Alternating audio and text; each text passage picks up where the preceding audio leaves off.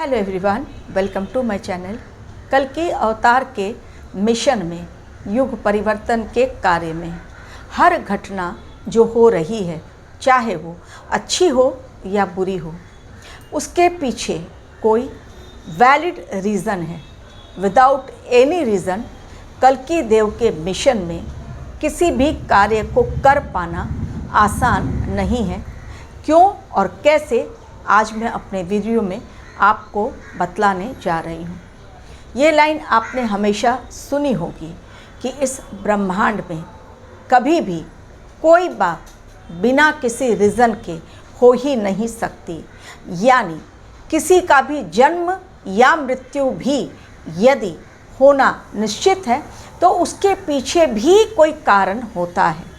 कोई असमय ही चला जाता है और कोई 100 वर्ष पार करने के पश्चात भी अच्छी खासी सेहत मेंटेन करके इस पृथ्वी पर रहता है। कारण ईश्वर के द्वारा उसे सौंपे गए काम कंप्लीट नहीं होते हैं, और जब तक लाइफ की एम कंप्लीट नहीं हो तब तक सोल यहाँ से जा नहीं सकती। जिस प्रकार सोल का आना जाना ईश्वर की मर्जी पर निर्भर है, यानी बर्थ से पहले ही डेथ का टाइम डिसाइड हो जाता है, ठीक उसी प्रकार जब इंसान यहाँ पर कार्य भी करता है तो हर कार्य के पीछे कोई ना कोई रीज़न होता है। अगर कोई बुरा कार्य कर रहा है तो आप कहेंगे कि उसके बुरे कर्म हैं, लेकिन क्या आपको पता है कि वो बुरे कर्म भी इसलिए कर रहा है क्योंकि वो इंटरलिंक्ड है, उससे आगे की परिस्थितियाँ उसी तरह की डेवलप होंगी। फॉर एग्ज़ाम्पल, कलयुग में विष्णु भगवान ने कल्कि के रूप में क्यों जन्म लिया? यदि सब कुछ सही चल रहा होता इस धरती पर तो विष्णु भगवान को आने की क्या ज़रूरत पड़ती? जब सब कुछ सही नहीं है, जब अधर्म और पाप बढ़ रहे हैं, तो ही जाकर ये ऐसी परिस्थिति निर्माण हो रही है कि विष्णु भगवान को कलयुग में क्लिनसिंग प्रोसेस के लिए कल्कि के रूप में आना पड़ा।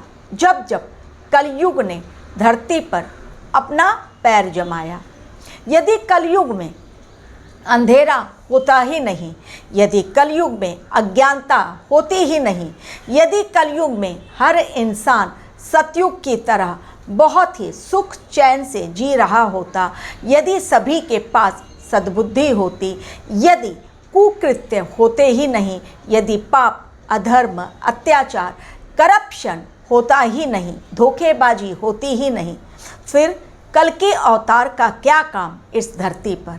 इसलिए चूँकि कल्कि अवतार को इस धरती पर आना ही है, कारण अधर्म का बोलबाला होगा, लोग अन्याय करेंगे, और ये सब कुछ सृष्टिकर्ता ने कुछ इस तरह से बना दिया जब उन्होंने सृष्टि का निर्माण किया कि हर युग में किस प्रकार परिस्थितियाँ स्वतः ही ऐसा निर्माण होंगी कि इंसान को अपनी सुध बुध खोकर समझ नहीं आएगा वास्तव में आगे का रास्ता हम क्या लें, किस प्रकार एक अच्छे रास्ते का हम चुनाव करें। और जब इंसान असमंजस की स्थिति में पड़ जाए, जब इंसान दुविधा में आ जाए, तभी वो ईश्वर को भी कलयुग में याद करता है, वरना मैं ही सब कुछ।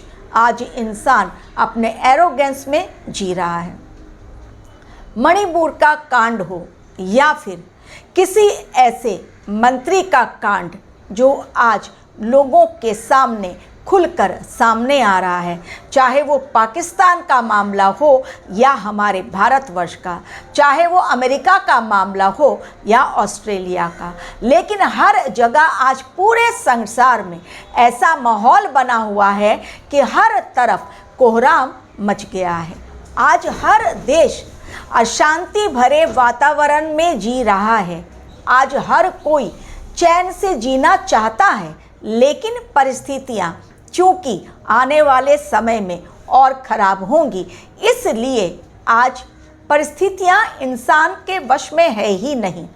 कैलकुलेटिव कल्कि अवतार अपने युग परिवर्तन के मिशन में हर कार्य के प्रति बहुत ही ज़्यादा फोकस्ड हैं, चाहे वो पाप के कर्म हो या पुण्य के कर्म।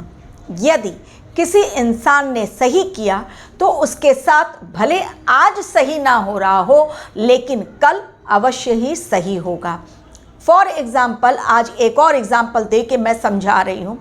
प्रधानमंत्री के खिलाफ नो कॉन्फिडेंस लाना, क्या अचानक से ये घटना घटी? नहीं, चूँकि प्रधानमंत्री को जीत हासिल करनी है। जीत हासिल करने के पहले उन्हें अपनी लाइफ में स्ट्रगल के पीरियड से होकर गुजरना है। यदि स्ट्रगल पीरियड ना आए तो वो अपने कैसे कर्म को या अपनी इनर स्ट्रेंथ को लोगों के सामने पेश करेंगे और कैसे लोग उन पर उंगलियां उठाएंगे। क्योंकि अगर उन्होंने सारे कार्य अच्छे कर दिए, फिर ऑपोजिशन पार्टी का क्या रोल? तो कुछ ना कुछ ऐसा होना चाहिए कि लोग उंगलियां उठाएं। आज धरती पर प्रधानमंत्री की बात साइड में रखिए, लेकिन आज लोग रामचरित मानस के ऊपर, मंदिरों के ऊपर या किसी नेक इंसान के ऊपर भी, यहाँ तक कि रामचंद्र जी को लेकर, कृष्ण को लेकर भी लोग आरोप लगाना नहीं भूलते। सोचिए, कहाँ इंसान सतयुग से चला था और कहाँ इंसान कलयुग में आकर कलयुग की जर्नी में कुछ इस तरह उलझ कर रह गया कि क्या सत्य और क्या झूठ, क्या पाप और क्या पुण्य, क्या हमारी आंखों के सामने जो दिख रहा है वो सत्य है या जिस पर पर्दा पड़ा हुआ है वो सत्य है। आखिर सत्य क्या है, जिसकी खोज में आज भी लोग जा रहे हैं पर्वतों पर, पहाड़ों पर, ताकि मेडिटेशन करके अपने इंद्रियों को अपने वश में करके ब्रह्म ज्ञान को प्राप्त कर सकें। लेकिन कितने लोगों को इस ज्ञान की प्राप्ति होती है? यदि सारी नेक आत्माएं इस पृथ्वी पर आ जाएं, इकट्ठी हो जाएं, फिर तो पृथ्वी पर भगवान अवतार लेकर आएंगे ही नहीं, मानव रूप में जन्म लेंगे ही नहीं। यदि त्रेता युग में भी रामचंद्र जी का जीवन बहुत ही सुखमय, आनंदमय होता, अगर उनके परिवार में कैकेयी के द्वारा ऐसा माहौल क्रिएट नहीं किया जाता जिसमें दशरथ फंसकर न सिर्फ अपना वचन दे बैठते और उनके वचन की लाज रखने के लिए रामचंद्र जी को 14 वर्षों के लिए जाना पड़ा। कहाँ पर? वन में। तो किस प्रकार परिस्थितियां करवट बदलती हैं और जैसी परिस्थितियां होने वाली हैं फ्यूचर में, उसकी प्लानिंग चूंकि आगे से भगवान कर चुके होते हैं, इसलिए जिसने भी पृथ्वी पर जन्म लिया वो माया जाल में फंसे बिना रहता नहीं है। इसलिए कल्कि अवतार के, कल्कि लीला के माया जाल में कौन फंसेगा और कौन नहीं, ये भी कल्कि देव ही डिसाइड करेंगे। क्योंकि हर काम उनकी ही इच्छा से हो रहा है इस धरती पर और आने वाले समय में उनकी ही इच्छा से होगा। तो हर इंसान पर उनकी डिवाइन विज़न, शार्प विज़न, कोई उनकी निगाहों से बचकर कहीं छिप नहीं सकता और बिना उनकी इच्छा के कोई कार्य इस धरती पर, इस युग में हो भी नहीं सकता। तो बुरे कार्य भी यदि हो रहे हैं, उसके पीछे भी हो सकता है कल्कि देव की कोई ऐसी लीला छिपी हो जो हम जान नहीं पा रहे हैं। बहुत जल्दी हम दूसरों पर उंगली उठा देते हैं, लेकिन यदि बुराई ना हो, यदि पाप ना हो, तो इंसान न पुण्य की कीमत जान पाएगा, ना ही सत्य से जुड़ पाएगा। Thank you very much for watching my video.